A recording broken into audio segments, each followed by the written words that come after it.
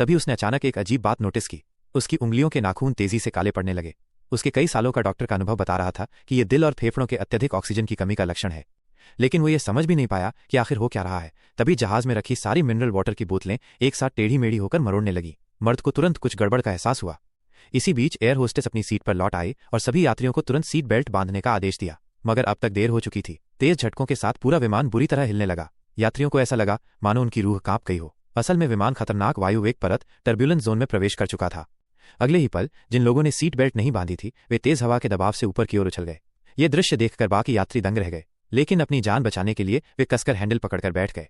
जब सबको लगा कि अब मौत पक्की है, तभी अचानक जबरदस्त झटकों के बाद केबिन का दबाव चमत्कारिक रूप से सामान्य हो गया। लोगों ने राहत की सांस ली ही थी कि तभी एक यात्री अचानक सांस नहीं ले पा रहा था। एयर होस्टेस घबराकर तुरंत मदद के लिए पुकारने लगी। डॉक्टर दाशान तुरंत दौड़कर आया, लेकिन तब तक देर हो चुकी थी। यात्री ने कुछ ही पलों में दम तोड़ दिया।